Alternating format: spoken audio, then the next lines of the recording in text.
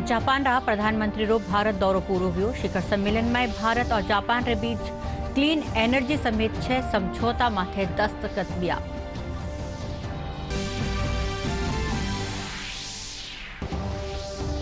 केंद्रीय जल शक्ति मंत्री गजेंद्र सिंह शेखावत सेनेगल री राजधानी डेकर में वर्ल्ड वाटर समिट में भारत रो प्रतिनिधित्व करेला। समिट में दुनिया भर में बढ़ता पानी रा संकट माथे चर्चा वेली।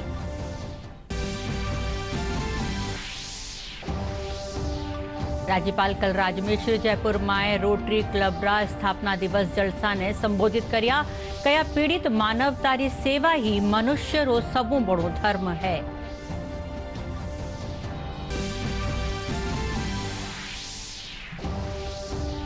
जयपुर सवाई मानसिंह स्टेडियम में 850वीं सीनियर पुरुष राष्ट्रीय हैंडबॉल होड़ शुरू। कई राज्य 34 टीमारा 800 खिलाड़ी ले रिया है भाग।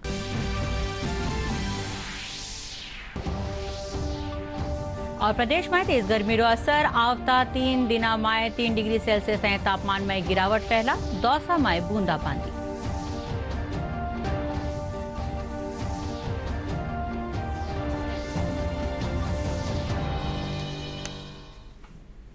नमस्कार, समाचार में आपरो स्वागत है। और अब समाचार विगतवार। जापान रा प्रधानमंत्री रो आज भारत दौरो पूरो हुयो। भारत जापान रे बीच शिखर सम्मेलन में ग्रीन एनर्जी समेत 6 समझौता माथे दस्तखत हुआ।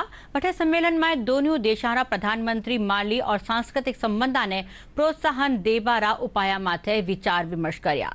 प्रधानमंत्री नरेंद्र मोदी और जापान रा प्रधानमंत्री फूमियो किशिदा यूक्रेन में हिंसा ने तत्काल खत्म करवाने हेलो करियो। ये एशिया महाद्वीप के ऐसे 2 देशों के नेताओं की तस्वीरें हैं जो आपस में सांस्कृतिक, रणनीतिक, ऐतिहासिक और वैश्विक साझेदारी की मजबूत डोर में बंधे हैं। भारत जापान के प्रधानमंत्रियों की ये मुलाकात कोविड-19 के बाद उभर रही अर्थव्यवस्था और आर्थिक स्थिति को बेहतर बनाने के लिए भी अहम है। 2 दिवसीय भारत यात्रा पर पहुंचे जापान के प्रधानमंत्री फूमियो किशिदा का प्रधानमंत्री मोदी ने गर्मजोशी के साथ हैदराबाद हाउस में स्वागत किया। जापान के प्रधानमंत्री भी भारतीय रंग में दिखाई दिए और उन्होंने भी प्रधानमंत्री मोदी के अभिनंदन का जवाब नमस्कार करके दिया। इससे पहले दोपहर बाद जब जापानी प्रधानमंत्री पालम हवाई अड्डे पर पहुंचे तो उनकी अगवानी केंद्रीय मंत्री अश्विनी वैष्णव ने की। फूमियो किशिदा ने अक्टूबर 2021 में जापान के प्रधानमंत्री का कार्यभार संभाला था। उसके बाद वे पहली बार भारत की यात्रा पर नई दिल्ली पहुंचे हैं। प्रधानमंत्री मोदी के साथ जापान के प्रधानमंत्री की ये पहली द्विपक्षीय मुलाकात है। इससे पहले दोनों ही नेता बहुपक्षीय मंच क्वाड की वर्चुअल बैठक में शिरकत कर चुके हैं, जहां हिंद प्रशांत क्षेत्र में अंतर्राष्ट्रीय कानून आधारित स्थिति को बनाए रखने, स्वतंत्र मुक्त क्षेत्र बनाए रखने पर जोर दिया गया। भारत जापान पार्टनरशिप को और गहन करना सिर्फ दोनों देशों के लिए ही महत्वपूर्ण नहीं है, इससे इंडो पैसिफिक क्षेत्र और पूरे विश्व के स्तर पर भी पीस, प्रॉस्पेरिटी और स्टेबिलिटी को प्रोत्साहन मिलेगा। दोनों देशों के नेताओं की द्विपक्षीय मुलाकात में भी हिंद प्रशांत क्षेत्र में नियम आधारित व्यवस्था पर चर्चा हुई। दोनों ही नेताओं ने अपने साझा मूल्यों को लेकर प्रतिबद्धता जताई। भारत पहुंचे जापानी प्रधानमंत्री फूमियो किशिदा ने भारत जापान के 14वें शिखर सम्मेलन में भी शिरकत की। भारत जापान के बीच ऐतिहासिक संबंध है और दोनों ही देश सांस्कृतिक रूप से जुड़े हुए हैं। साथ ही भारत जापान के द्विपक्षीय बहुपक्षीय संबंध रणनीतिक, आर्थिक रूप से काफी मजबूत रहे हैं। दोनों देशों के बीच 6 समझौता ज्ञापन पर हस्ताक्षर हुए, जिनमें साइबर सिक्योरिटी सहित जलापूर्ति और एनर्जी क्षेत्र प्रमुख रहे। प्रधानमंत्री ने 2 साल बाद हो रहे शिखर सम्मेलन पर खुशी जताई। आज की हमारी चर्चा ने हमारे आपसी सहयोग को नई ऊंचाइयों तक ले जाने का मार्ग प्रशस्त किया है। हमने द्विपक्षीय मुद्दों के अलावा कई क्षेत्रीय और वैश्विक मुद्दों पर विचारों का आदान प्रदान किया। हमने यूनाइटेड नेशंस और अन्य अंतर्राष्ट्रीय मंचों पर भी अपना समन्वय बढ़ाने का निर्णय लिया। अभी जो हमने समझौतों पर हस्ताक्षर किए हैं उसके द्वारा हम भारत में सतत विकास के लिए काम करते रहेंगे। भारत जापान की जो प्रमुख योजनाएं हैं उनमें भी हम अपना सहयोग को और बढ़ाएंगे और खास तौर पर हम भारत के उत्तर पूर्वी क्षेत्र में सतत विकास के लिए पूरी तरह से प्रतिबद्ध है। ये दौरा ऐसे मौके पर भी हो रहा है जब भारत जापान के राजनयिक संबंधों को पूरे 70 साल हो चुके हैं। दोनों देशों के बीच राजनयिक संबंध साल 1952 में स्थापित हुए थे। जापान भारत में अवसंरचना विकास की कई परियोजनाओं में मजबूत और विश्वसनीय साझेदार है। मेट्रो हो या बुलेट, दोनों ही परियोजनाएं जापान के सहयोग से ही परवान चढ़ी हैं। वहीं दोनों नेताओं ने आर्थिक मंच की बैठक में भी शिरकत की। प्रधानमंत्री मोदी ने प्रोग्रेस प्रॉस्पेरिटी पार्टनरशिप को दोनों देशों के संबंधों का मजबूत आधार बताया। प्रधानमंत्री ने जापान को भारत में निवेश का एक बड़ा साझेदार देश बताया। जापान 3,20,000 करोड़ रुपए का निवेश अगले 5 सालों में भारत में करेगा। मुझे प्रसन्नता है कि हमने 2014 में निर्धारित 3.5 ट्रिलियन जापानीज येन का इन्वेस्टमेंट टारगेट पार कर लिया गया।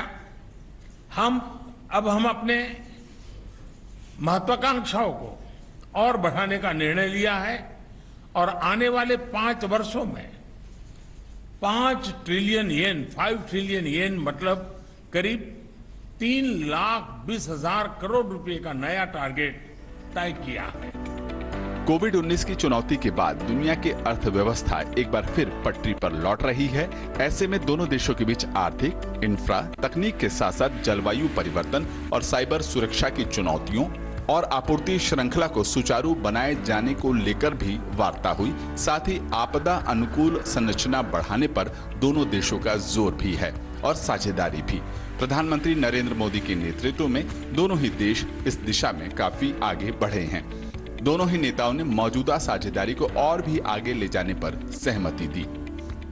India Japan industrial competitiveness partnership road map इसके लिए एक कारगर मैकेनिज्म सिद्ध होगा। जापान के साथ हमारी स्किल्स पार्टनरशिप भी इस दिशा में कारगर भूमिका निभाएगी। भारत और जापान दोनों ही सिक्योर, ट्रस्टेड, प्रिडिक्टेबल और स्टेबल एनर्जी सप्लाई के महत्व को समझते हैं। ये सस्टेनेबल इकोनॉमिक ग्रोथ के लिए, उस लक्ष्य को पाने और क्लाइमेट चेंज की समस्या से निपटने के लिए बहुत ही अनिवार्य है। भारत जापान के बीच पिछला शिखर सम्मेलन साल 2018 में हुआ था और कोविड-19 के बीच शिखर वार्ताएं नहीं हुई। केंद्रीय जल शक्ति मंत्री गजेंद्र सिंह शेखावत काल सेनेगल री राजधानी डेकर में सरुवेरिया वर्ल्ड वाटर समिट में भारत रो प्रतिनिधित्व करेला। केंद्रीय मंत्री शेखावत जोधपुर में कहा कि प्रधानमंत्री नरेंद्र मोदी री अगुवाई में भारत में दुनिया री सबों बड़ी पेयजल योजना जल जीवन मिशन चाल रही है। इन योजना रो विकासशील देश अनुसरण कर सके है। इन माथे चर्चा वेला बटिने वर्ल्ड वाटर फोरम के जरिए दुनिया भर में पड़ता जल संकट माथे चर्चा करी जाएगा। बढ़ते हुए पानी के संकट को लेकर के विचार विमर्श किया जाता है। आने वाले समय में किस तरह से पानी के समस्याओं को समाधान किया जा सकता है, उन चुनौतियों को समझ करके क्या मार्ग हो सकता है, उसको देख करके एक दूसरे के अनुभव से दुनिया के सभी देश सीखें और आगे बढ़ सकें, इस दिशा में विचार विमर्श होता है। भारत का प्रतिनिधित्व करने का मुझे अवसर मिला है और उस 3 दिवसीय कार्यक्रम में दुनिया भर के पानी से जुड़े हुए पानी के विषयों पर काम करने वाले लोगों के साथ बैठ करके भारत का पक्ष, किस तरह से भारत ने पानी के प्रबंधन की दिशा में काम किया है, दुनिया भर के देशों के सामने हमने जो पूरी दुनिया का सबसे बड़ा ड्रिंकिंग वाटर प्रोग्राम माननीय मोदी जी के नेतृत्व में चल रहा है, उसके विषय में पूरी दुनिया हमसे सीखे।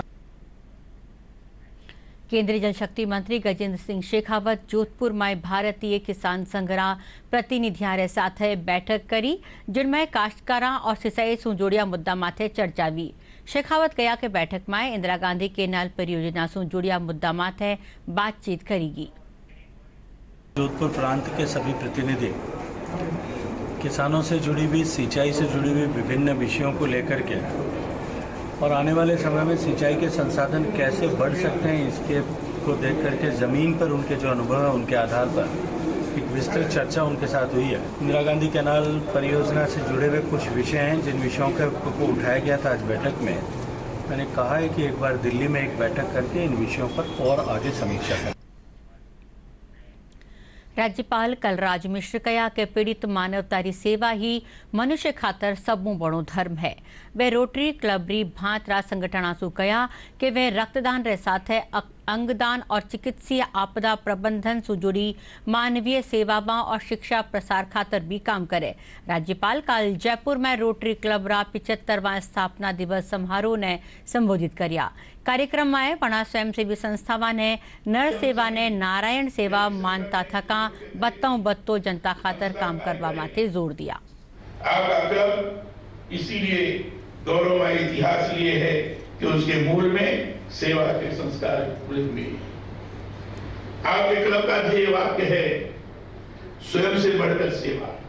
ये आपका ध्येय वाक्य है, यह बहुत ही महत्वपूर्ण है।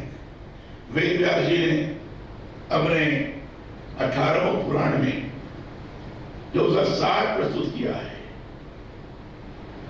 अष्टादश पुराणेषु व्यासस् वचनम द्वयम्, दो बात कही उन्होंने। एक तो परोपकार पुण्य है और दूसरा उनका पर पीड़ा पहुंचाना पाप है। यह 18 पुराणों का सार है। भाजपा राष्ट्रीय प्रवक्ता और जयपुर ग्रामीण सांसद कर्नल राज्यवर्धन सिंह राठौड़ कहा कि प्रधानमंत्री नरेंद्र मोदी की अगुवाई में आज देश रा हर गांव ने मजबूती मिल रही है।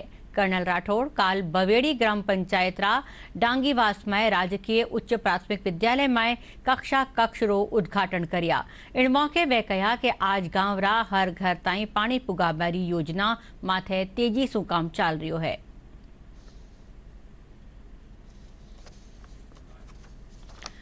प्रदेश में राजस्थान लोक सेवा आयोग आरपीएससी री ओर से आज आरएएस मुख्य परीक्षा 2021 राखी जारी है। आरपीएससी रा सचिव एचएल अटल बताया कि परीक्षा आज और कल सुमारे 9 बजा से 12 बजा और दोपहर 2 बजा से सिंजारे 5 बजा तई चालेला। इन खातर सगड़ा संभागीय मुख्यालय माथे 113 केंद्र बनाया गया है, जठे 20,000 से 72 अभ्यर्थी परीक्षा दे रहा है। प्रदेश में आरपीएससी कानियों आरएएस मुख्य परीक्षा राखी जारी है। जयपुर में आज सुबह पारी में राखी परीक्षा रे पाचे अभ्यर्थी बताया कि पेपर में कई प्रश्न कठिन हा पर परीक्षा चोखी रही।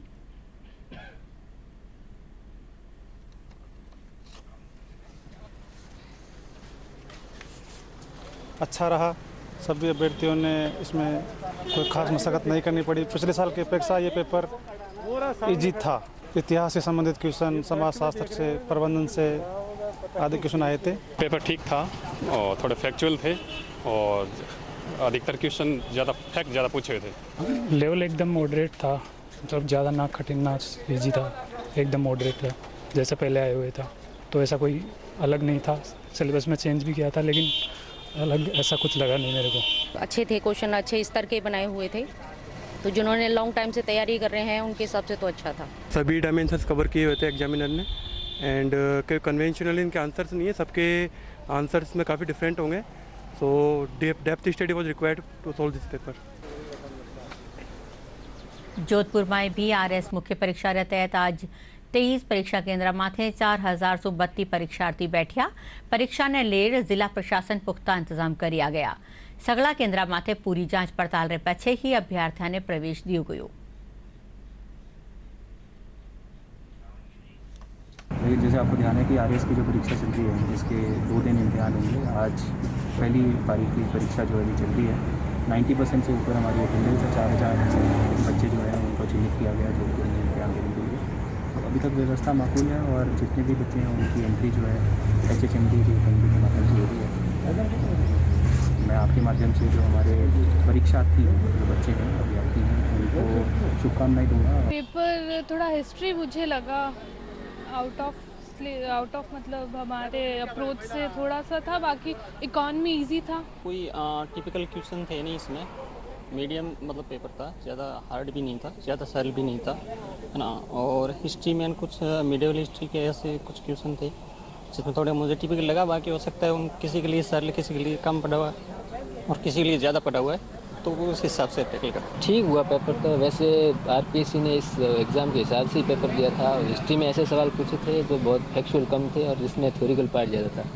और इकोनॉमिक्स का जो पार्ट था उसमें योजनाओं से संबंधित सारे सवाल थे। इकोनॉमिक्स विषय से संबंधित कोई सवाल नहीं था। भारत सरकार और राजस्थान सरकार की जितनी भी योजनाएं थी उनमें से जो मेजर योजना है उनसे क्वेश्चन आए थे सारे के सारे। समाचार हाल और भी है, पण पहली यू अंतराल।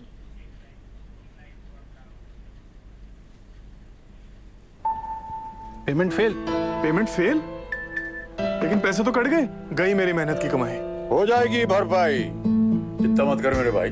अगर डिजिटल ट्रांजैक्शन फेल हो जाए और अकाउंट से पैसे कट जाएं, तो बैंक समय से पैसे लौटा देगा, वरना कॉम्पनसेशन का है प्रावधान। नहीं तो आरबीआई के ओम्बुड्समैन को शिकायत करें आप। या बिल, मेरी फीस। आरबीआई कहता है जानकार बनिए, सतर्क रहिए। समाचार में एक बार फिर आपको स्वागत और अब है बाकी खबर। आज विश्व गोरैया दिवस है। गोरैया खातर जागरूकता बढ़ावा खातर बरस 2010 में इन दिवस ने मनाबारी शुरुआत करेगी। आज विश्व गौरैया दिवस है। गौरैया के प्रति जागरूकता बढ़ाने के लिए साल 2010 में इस दिवस को मनाने की शुरुआत की गई थी। गौरतलब है कि पिछले कुछ समय से गौरैया की संख्या में काफी कमी आई है और इनके अस्तित्व पर संकट के बादल मंडरा रहे हैं। इस दिवस पर गौरैया के संरक्षण के लिए काम करने वाले लोगों को गौरैया पुरस्कार से सम्मानित भी किया जाता है।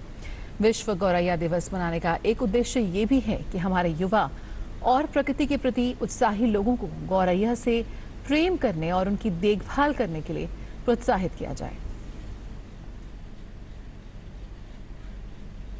विश्व गोरैया दिवस माथे मुख्यमंत्री अशोक गहलोत सोशल मीडिया माथे अपना संदेश में कहा कि माने गोरैया ने बचाववारो संकल्प लेनो चाहिए।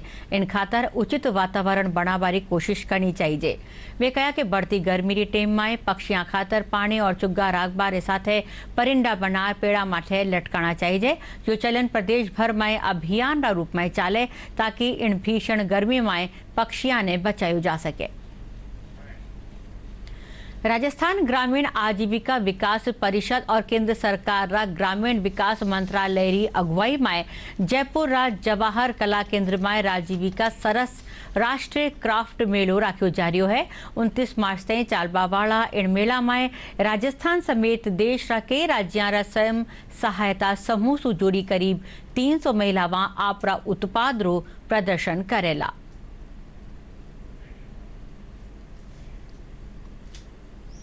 जयपुर राष्ट्रीय सरस क्राफ्ट मेला का आयोजन राजीविका एवं भारत सरकार द्वारा किया जा रहा है। ये 20 मार्च से लेकर के 29 मार्च तक रहेगा।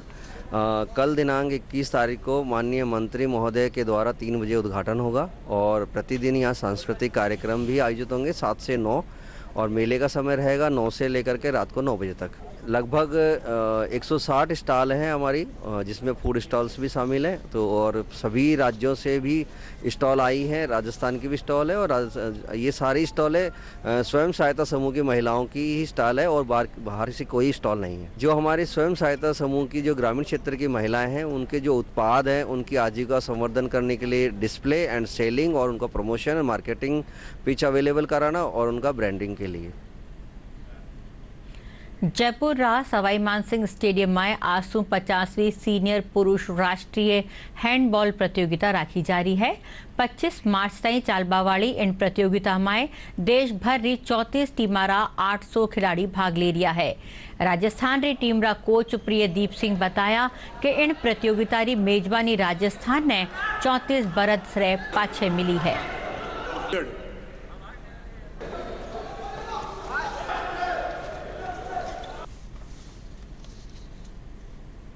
50वां जो senior man national handball championship है और ये 34 साल बाद राजस्थान होस्ट कर रहा है इसका। यहाँ राजस्थान में इसका आयोजन हो रहा है 34 साल बाद और इसमें अभी तक 34 टीमें की एंट्री आ गई है और रिपोर्ट भी कर दिया है 34 टीम्स ने। आज से इनके लीग मैचेस स्टार्ट हो गए हैं। 8 पूल में इनको डिवाइड किया गया है। तो इनका पहले लीग मैचेस होंगे, फिर उसके बाद pre quarter final, quarter final, semifinal और फाइनल मैच होगा। तो 20 से 25 मार्च तक ये प्रतियोगिता का आयोजन किया जा रहा है। तो इसमें करीबन 700 से 800 लोगों का पार्टिसिपेशन रहेगा। होली रा दूजा दिन अजमेर रा ब्यावर माए राख्या बादशाह मेला माए अकबर री सवारी काढ़ी गई। इन मौके पारंपरिक नृत्य रे साथे लोग प्रशासन रे साथे होली खेली। शहर रा SDM राहुल जैन वणा रे साथिया रे सागे इन परंपरा ने बखूबी निभाया।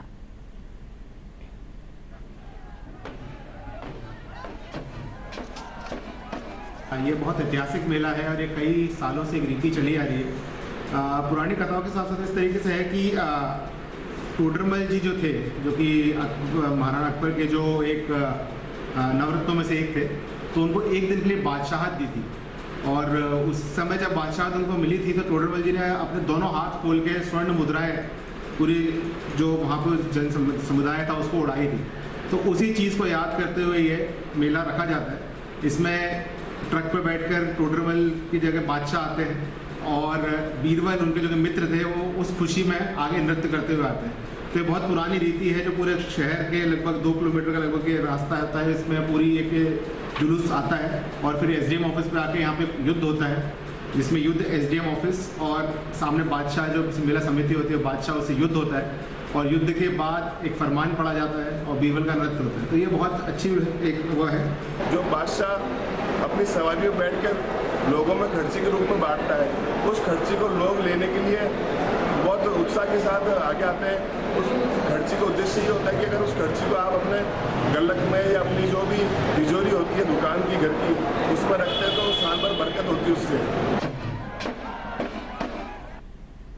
उदयपुरा मेनार कस्बा में तलवार बंदूका और पटाखा सू जबरी गैर खेली गई। अठे पूरी रात पटाखा छोड़बारे साथे बंदूका चलाई जावे है।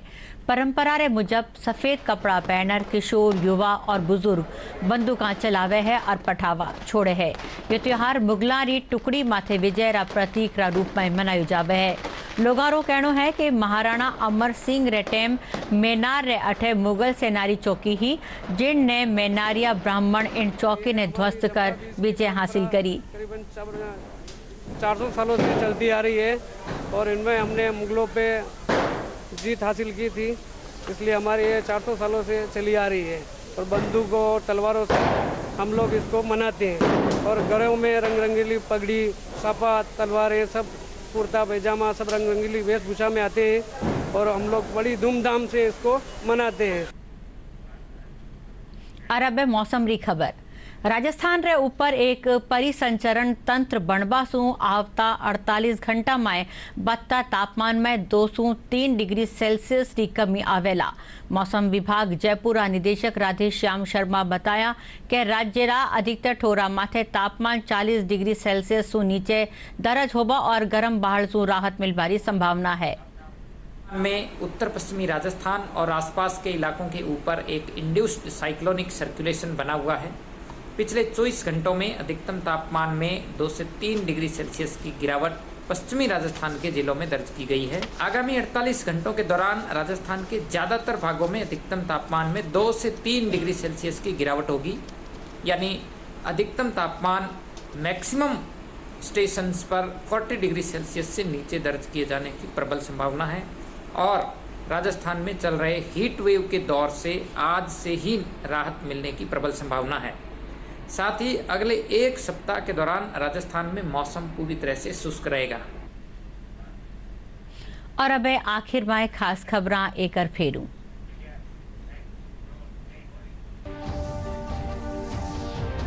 जापान रा प्रधानमंत्री रो भारत दौरो पूरो वियो। शिखर सम्मेलन में भारत और जापान रे बीच क्लीन एनर्जी समेत 6 समझौता माथे दस्तखत विया।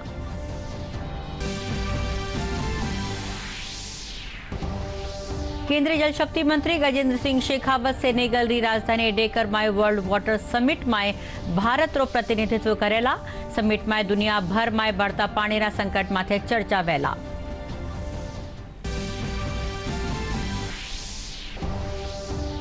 राज्यपाल कलराज मिश्र जयपुर में रोटरी क्लब रा स्थापना दिवस जलसा ने संबोधित कर्या।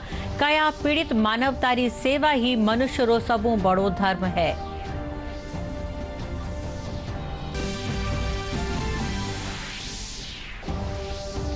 जयपुर सवाई मानसिंह स्टेडियम में 850वीं सीनियर पुरुष राष्ट्रीय हैंडबॉल होड़ शुरू।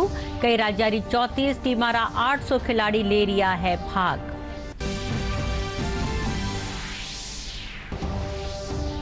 और प्रदेश में तेज गर्मी रो असर बरकरार। आवता 3 दिन में 3 डिग्री सेल्सियस ताईं तापमान में गिरावट पहला। दौसा में बूंदाबांदी।